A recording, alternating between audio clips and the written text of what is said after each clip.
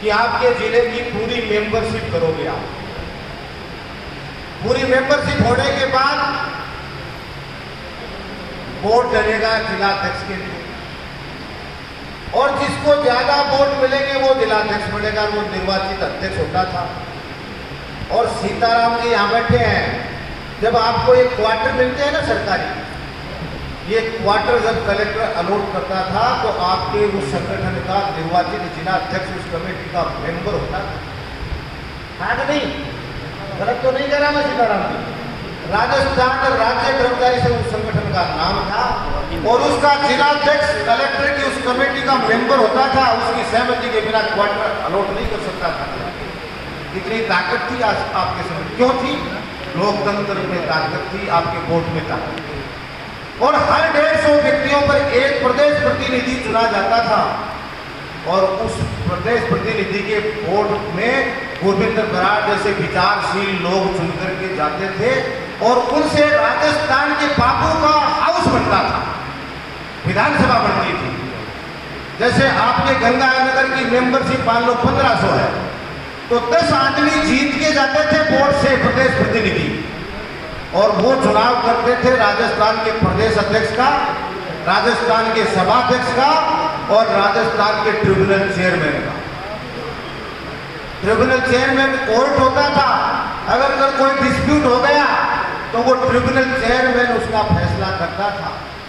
और उन्हीं पीपी में से, उन्हीं पीपी प्रांतीय प्रतिनिधि में से प्रांतीय अध्यक्ष अपनी कार्यकारिणी बनाता था, अपना मंत्रिमंडल बनाता था। और साल में 2 बार, जैसे आपके 10 पीपी गए गंगानगर से चुन के, और पूरे राजस्थान से मान लो वो हो गए, आज तो आप देख लो 168,000 की कैडर स्ट्रेंथ था आपकी, उसमें 150 का भाग ले लो कितना होंगे।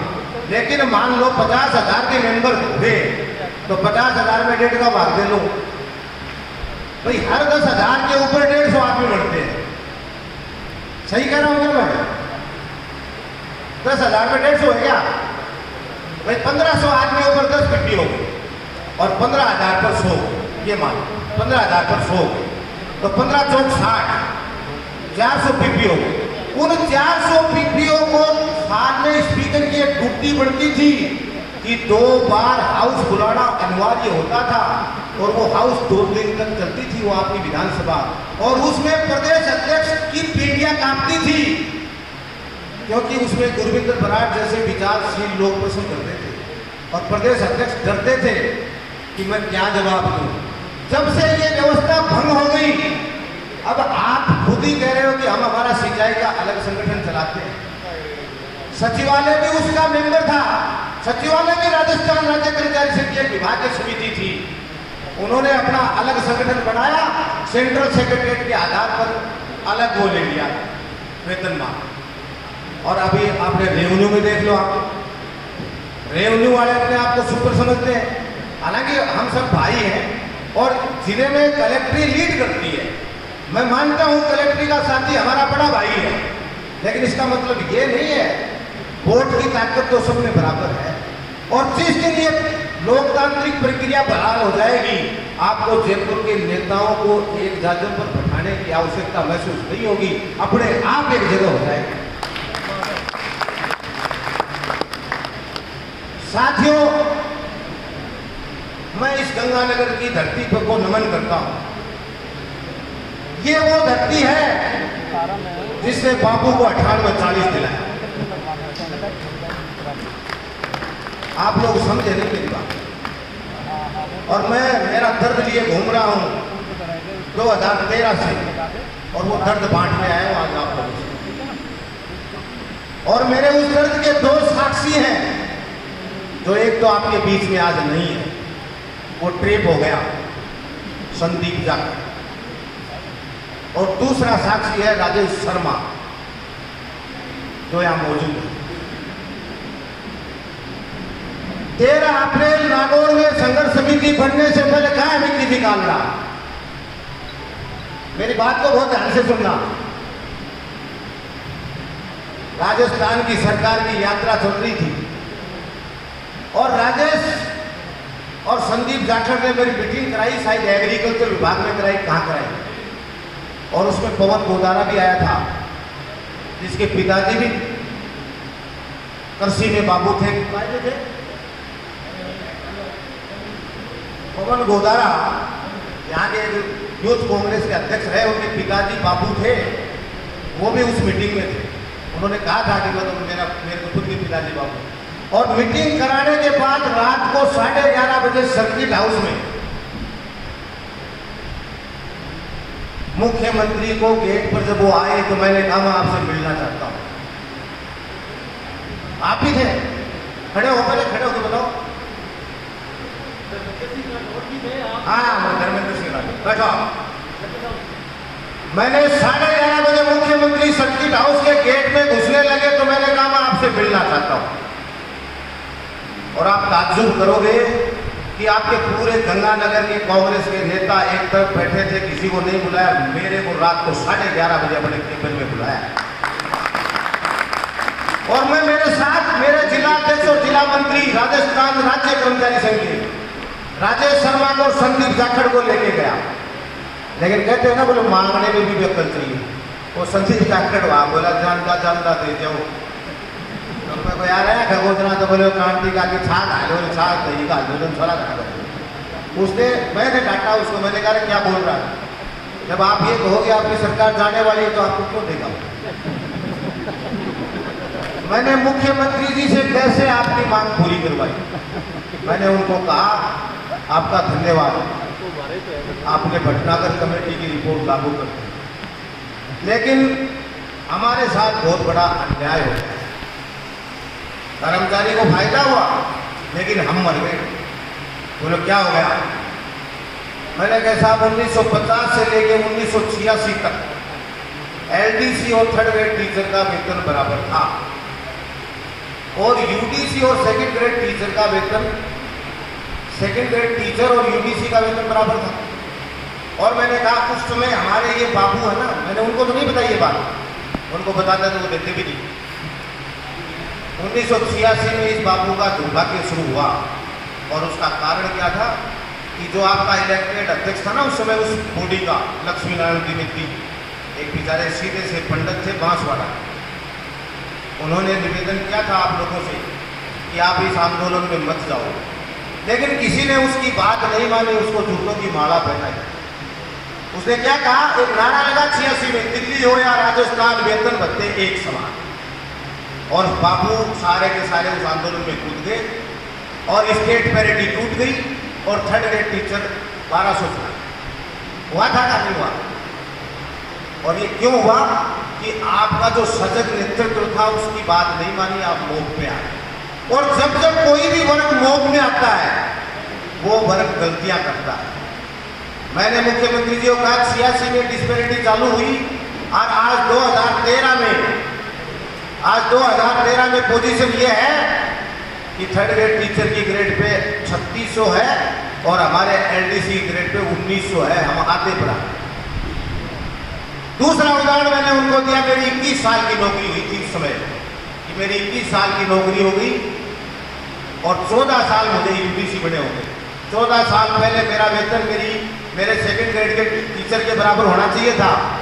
और मैंने कहा देख दुर्भाग्य है गहलोत साहब कि मेरी पत्नी थर्ड ग्रेड की टीचर है, उसकी नौकरी 8 साल है, उसकी तनख्वाह मेरे से ज़्यादा है। ये मैंने उदाहरण दिया, ये बात उनके नीचे तक लगी। और उसी समय पीछे से धर्मेंद्र सिंह ने पूछ किया, ये धायल सही कह रहा, मैं भी इनका नेता रहा हूँ और साहब ये वर्ग बड़ा वास्तव में पीस है। तो उसी समय उन्होंने तय कर लिया था कि गोविंद शर्मा से बात करके और इनका निदान करवाना। और उसी समय आपकी ग्रेड में 2400 का पुल तैयार हो गया था। उसकी घोषणा 28 जून 2013 को जयपुर में हुई। और साथियों जब 13 उसके बाद भी मुख्यमंत्री जी के आश्वासन पर हम नहीं माने।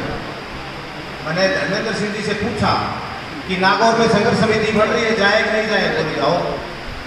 और मैं धन्यवाद देता हूँ इस गंगानगर के साथियों को कि वो संघर्ष समिति नागौर में बढ़ाने के लिए यहाँ से 2 52 सीटर एसी बसें गई। सच्चा बोल रहा हूँ मैं झूठ बोल रहा हूँ? गए कि नहीं गए आप लोग? गए थे। और वहाँ जब निर्माण हुआ मांग पत्र का साथियों उससे पहले 2400 से ज्यादा वेतन किसी ने नहीं मांगा। और वहां जब निर्माण हुआ उस मांग पत्र का, तो ये अपने शिक्षा विभाग के कर्मचारी संघ है ना, शिक्षा विभाग में भी आज तो 2 दुकानें ही कहता हूं इनको। ये शिक्षा विभाग के कर्मचारी संघ आए, बोले हूं ना मैं बीकानेर आ रहा, तो बोले 3600 ज्ञापन दिया या 2400 की मांग क्यों ना गया हो। तो महेश व्यास पहुंच गए, वहां उनका पदार्पण हो गया। और बड़े शातिर तरीके से महेश व्यास ने कहा, जाहिर जी अपने समझौता 2400 पर कर लेंगे, मांग तो 3600 की रख लो। तो मैं जाट को घोड़ा होता है ना, मेरा मन तो साफ था, मैंने कहा रख लो भाई, ये भी रख लो, देखो मिलेगी 2400। मैंने कहा था उस समय 2400 में दिलवा सकता हूं, इससे ज्यादा मेरी ताकत नहीं है। उसके बाद कुछ लेना है तो सचिवालय के समान वेतनमान और पदोन्नति के अवसर। और आप लोगों की एक दिन की रैली के बाद सरकार ने 28 जून 2013 को आपका वेतन 75-80 से बढ़ाकर कितना किया? बराड़ साहब ध्यान से सुनना, एक दिन की रैली के बाद 28 जून 2013 को राजस्थान की सरकार ने राजस्थान के बाबू का वेतन ग्रेड पे 1975-80 से ग्रेड पे 2498-40 के आदेश किए। और वो इतना बड़ा फैसला था राजस्थान की सरकार का। केवल बाबू का वेतन नहीं बढ़ा, 7 संवर्ग थे 1900 ग्रेड पे में, आपके साथ पटवारी भी था, आपके पास एग्रीकल्चर सुपरवाइजर भी उसमें साथ था, पुलिस का कांस्टेबल भी था और ड्राइवर भी था। और फिर 2000 ग्रेड पे जिसका वेतन 79-60 से स्टार्ट होता था, 5-6 कैडर उसमें थे। और 2100 ग्रेड पे जो 83-40 स्टार्ट होती थी, इन सबको आगे ले जाके 98-40-2400 किया था। आप लोगों की वजह से कितने आदमियों के घर में दीपक जले, कोई समझ सकता है? मेरे को 1-2 बार किसी पुलिस वाले ने हाथ दिया, मैंने कहा तेरे ग्रेड क्या है तेरी तनख्वाह? बोला 98-40, वो मैंने करवाई। बोले जाओ भाई साहब। 30 जून को संघर्ष समिति की बैठक हुई, गजेंद्र सिंह की माफी चाहूंगा, आज मैं मेरे पूरी बढ़ा सकता हूं। 30 जून को संघर्ष समिति की मीटिंग हुई और वो संघर्ष समिति जब नागौर बढ़ी तो मेरे महामंत्री मनोज जी सक्सेना थे, उनको मैंने जबरदस्ती मेंबर बनाया लड़के। धीरज जी आज बता रहा हूँ, मैंने कहा इसको बनाओ मेंबर, मैंने सोचा ये साथ देगा। 30 जून को जब संघर्ष समिति की समीक्षा बैठक हुई कि आगे क्या किया जाए, तो मैंने कहा 2400 का धन्यवाद दो सरकार का, और आगे आप लोगों को लड़ना, आपने तय कर लिया हमें लड़ना है, तो सचिवालय के समान वेतनमान और पदोन्नति के अवसर पर लड़ो। आप पसीना देना, महेंद्र घायल अपना फोन दे देगा, मैं लड़ने से नहीं डरता हूं। लेकिन तुम इस 3600 के नारे पर अगर इस बाबू को धकेलोगे तो तुम इस संपर्क के साथ इतना बड़ा धोखा करोगे कि आने वाली पीढ़ी आपको माफ नहीं करेंगी और लंबे समय तक ये दुख देगा आपको। और मैं आप लोगों के साथ नहीं हूं, और मैं छोड़ के संघर्ष समिति एक झटके में, मुझे कोई पद की लालसा नहीं थी, कोई पद का लालच नहीं था, कोई मन में कोई लोभ नहीं था, 1 सेकंड में छोड़ के आ गए। कुछ जो सीधे साथी थे बेचारे, समुद्र सिंह जी थे एग्रीकल्चर के कृषि, वो मेरे पीछे पीछे आए दायर की वापस। मैंने कहा नो, आप ये 3600 का मुद्दा हटा दो, सचिवालय के समान लड़ो, महेंद्र घायल अपनी जान दे देगा। लेकिन 3600 कभी नहीं मिल सकती। क्यों नहीं मिल सकती? कि आज का L5, 6, 7 इनको 8 में मर्ज किया था, ग्रेड पे 1900, 2000, 2100, तो वो स्टेट पेरेंटे के आधार पर किया था। तो आप आज L5 से L10 में जाना चाहते हो, तो L5, 6, 7, 8, 9 ये 5 स्लेब कहाँ जाएंगी मुझे ये बता दो। इन सारों को वहां ले जाना पड़ता है, और ये किसी भी सरकार के मुद्दे की बात नहीं। मैं जस्टिफाई करता हूं इस बात को, और मैंने उस समय भी कहा था उनको कि मेरे को आप पब्लिक के सामने खड़ा कीजिए, मैं जस्टिफाई करूंगा कि आपकी 3600 की मांग पूरी नहीं हो सकती। और वो बात सही साबित हुई, और आप लोगों ने, ये धीरज जी बैठे महासंघ के अध्यक्ष, एक वो क्या नाम है, वो पहले कामनी बैठक के पीए थे, आए हैं क्या भाई साहब? अरोड़ा जी, रुपिंदर है क्या? रुपेंद्र जी हो, और एक लक्ष्मी बहन है, कोई नेता बन जाओ, कोई फर्क नहीं पड़ता इस बात। लेकिन इंसानियत आदमी में नहीं होगी, और अगर इंसानियत की बात नहीं करेगा, लोग लालच की, मुझे दोबारा नहीं आना क्या, पिछली बार जब संघर्ष समिति ने दौरा किया तो हम लोग ये गजेंद्र सिंह जी हम हनुमानगढ़ में थे। एक बीमा में यादव जी ने कहा मेरी 1.5-2 लाख की रिकवरी है। शिक्षा विभाग वालों को तो आनंद जी पता ही नहीं है। आनंद जी सारण साहब शिक्षा विभाग को तो इतनी दुप्पड़ है कि उनको पता नहीं है। जिन लोगों ने 27 साल पर 4200 ग्रेड पे ले ली थी और वो ये नहीं बने, उन सब की रिकवरियां थी। राजेश रिकवरी होती 1.5-2 लाख की और वो जमा करा के पीपीओ लेना पड़ता। तो हम कह के आए थे कि दोबारा हनुमानगढ़ में कदम जब भी रखेंगे जब आपकी रिकवरी रुकवा देंगे। और 9 सितंबर के एक दिन की ताकत से आप लोग भी गए थे यहाँ से काफी साथी, आपकी एक दिन की ताकत से संघर्ष समिति ने अपनी सूझबूझ से और सही रणनीति से वो कटौती रुकवा दी और आपके पदोन्नति की पद जो 13 में अशोक जी गहलोत 1000 देके गए थे संस्थापन के 201 पर समझौता कर लिया था। 201 ही थे, उसको बढ़ा करके 684 करवाने वाली ये संघर्ष समिति और 411 प्रशासनिक अधिकारी के ले पाए थे वो, जिसको बढ़ाकर 2046 करवाने वाले भी ये संघर्ष समिति। और आप देखिए राजेश जी एजुकेशन में 180 पद हो थे, अब 2000 से ऊपर हो गए। अतिरिक्त प्रशासनिक अधिकारी के 2000 से ऊपर हो गए। और मैं इस बात से भी डिनाई नहीं करता गोविंद बराड़ की यूडीसी के कुछ पद कम हो गए, तो ये बात जायज है। लेकिन अभी तात्कालिक रूप से हमारे पास 2 मुद्दे हैं। आपकी बात जायज है और इसके लिए लड़ाई लड़ते रहेंगे, लेकिन वर्तमान में 2 मुख्य मुद्दे हैं। एक जो 98-40 किया उसको 30-10-17 ने इस 36 के नारों वालों ने, ये विक्की कालड़ा भाई बहुत नारा लगाता था 3600 इस नारे वालों ने, और 30-10-17 को आपका वेतन वापिस 8,080 करवा दिया राजस्थान की सरकार से। पक्का हुआ तो 8,080 से आपका 7th पे कमीशन में फिटमेंट हुआ 8,080 गुना 2.57। वैसे कोई देखो विचार अलग अलग हो सकते हैं, हम सब भाई, कोई भी नेता गलत एक बार वो चला जाता है, लेकिन उसको सुधारने का भी तो एक सिस्टम होना चाहिए। तो साथियों 30-10-17 को जो 8,080 हुआ उससे आपका फिटमेंट हुआ 20,800। अगर वो 98-40 से होगा तो होगा 25,500। तो हमारे ये जो नए साथी बैठे हैं इनको 4,500-5,000 रुपये का फायदा होगा। तो हमारा एक मुद्दा तो ये है कि उसको 98-40 इसी सरकार का किया हुआ है, उसको 98-40 करवा कर और उसको 2.57 से गुणा करके 25,500 फिटमेंट किया है। इस संघर्ष समिति का वर्तमान मुद्दा बता रहा हूँ। और दूसरा बिंदु है सचिवालय के समान वेतनमान और पदोन्नति के अवसर। और मैं आप लोगों को एक बात बताना चाहता हूँ, पूरे हिंदुस्तान में वेतनवानों का अध्ययन कर लो आप कहीं भी जाके, किसी ने नहीं किया हो तो मुझे मालूम नहीं, मैंने तो किया है। बाबू का शुरुआत का वेतन राजस्थान से ज्यादा पूरे हिंदुस्तान में कहीं नहीं है। लेकिन दूसरा प्रमोशन बाबू का 4200 से नीचा भी कहीं नहीं है राजस्थान को छोड़िए। राजस्थान में ट्रेन मिलती है वो एक सेकंड प्रमोशन, और पूरे भारत में क्या मिलता है 4200 में। तो ये अन्याय है कि नहीं आपके साथ, और ये सरकार के सामने जस्टिफाई करने वाली बात भी है कि नहीं है।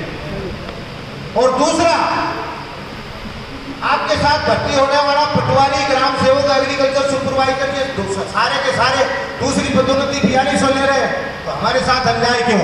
और सबसे बड़ा अन्याय जब एक विज्ञापन से भर्ती होती है सचिवालय की और सबॉर्डिनेट की, मेरिट के आधार पर किसी को सचिवालय मिल गया, किसी को राजस्व मिल गया, किसी को PhD, PWD, एग्रीकल्चर शिक्षा, ये डिपार्टमेंट अलग होते हैं, तो फिर किस आधार पर आपने सचिवालय का वेतन अलग कर दिया?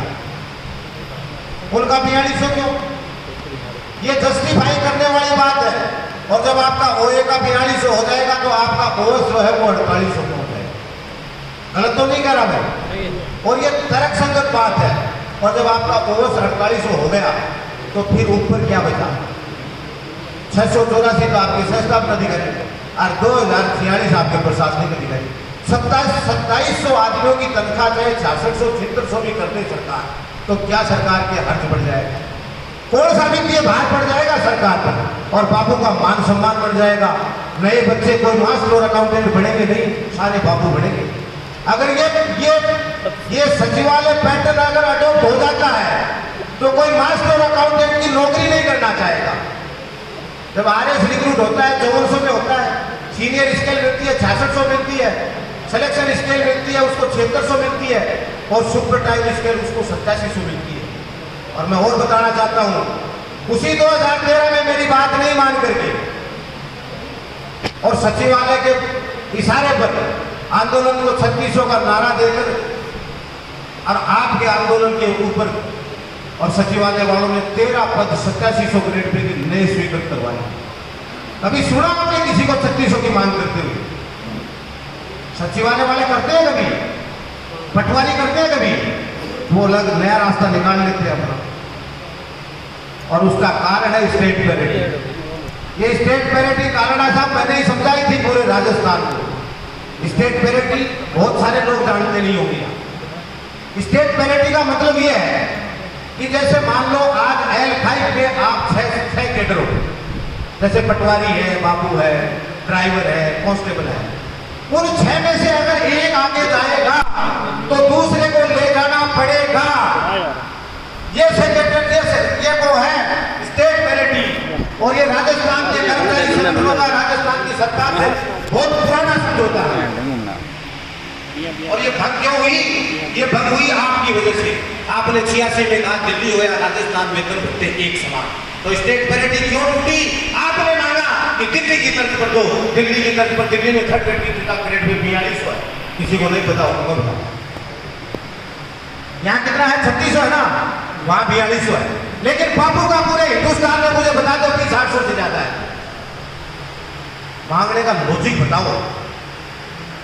तो ये 2 मुख्य मांग है संघर्ष समिति की। मेरा गला खराब था, 16वां जिला है ये, और मैं आप लोगों से निवेदन करता हूं कि हमने एक बार पहले भ्रमण किया था, और आपको हमारी इंसानियत और निष्ठा का इस बात से पता चल जाएगा कि गुरविंदर बड़ाड़ साहब, ये जो लोग बैठे हैं आपके पास, ये अपने जेब से खर्चा करके 1 रुपया किसी से चंदा नहीं लिया इन लोगों ने। एक दिन आप 9 सितंबर को गए, अपने खर्चे से गए, लेकिन संघर्ष समिति जहां भी गई घूमी, पूरे राजस्थान के 33 जिलों का पिछली बार भ्रमण किया, ये दूसरी बार भ्रमण कर रही है। ये अपने निजी खर्चे से कर रहे हैं। और कल मेरा नंबर था, मैंने मेरा ATM दिया था, तो बढ़ा लो फिर। ये कोई छोटी बात नहीं। जिस आदमी के मन में पीड़ा होती है, और मेरे को विशेषकर पीड़ा इस बात की है कि 2013 में मेरे जैसे निष्ठावान आदमी को और गलत साबित कर दिया। इसलिए मुझे ये एक बार, ये मेरी इच्छा है कि इस बाबू का एक बार उद्धार हो जाए, फिर मेरी नौकरी करने की ज्यादा इच्छा है। तो साथियों, अगर आप लोगों ने इस संघर्ष समिति का साथ दिया तो देखिए, गजेंद्र सिंह जी के पास 36 कैडर है। ये 36 कैडर के नेता है। इनके महासंघ में 36 कैडर जुड़े हुए हैं। जैसे आपका एक बाबू एक कैडर है, लेकिन ये बाबू है, इसलिए महासंघ की दुकान एक बार एक तरफ, और बाबू का उद्धार करने के लिए अपने भाइयों के साथ बजाओ एक बार इनके लिए तालियां।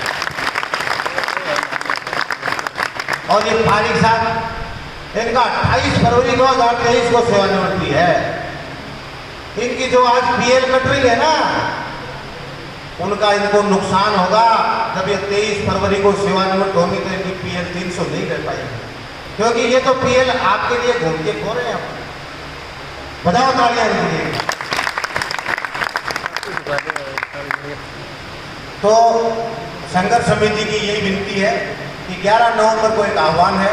आप लोगों ने अगर साथ दिया तो मैं संघर्ष समिति की तरफ से आप लोगों को विश्वास दिलाता हूं कि सचिवालय पैटर्न, जो पदोन्नति तो आपको मिल रही है, जो बराड़ साहब ने कई पद कम LDC UDC, वो बाद में देखते रहेंगे। एक बार ये जो कुछ मिला उसको पकड़ो, प्रमोशन लो, और बाद में सरकार से बात करेंगे कि हमारे UDC के इतने कम हो गए, हमारे LDC। बात आपकी जायज है, मैं डिनाई नहीं करता, तो आधा काम तो आपका हो गया, प्रमोशन की पद मिल गई, अब वेतनमान ले रहे हैं सचिवालय के बराबर। और अगर आप लोगों ने साथ दे दिया तो मैं विश्वास दिलाता हूं कि सचिवालय के समान वेतनमान आपके कदमों में होगा।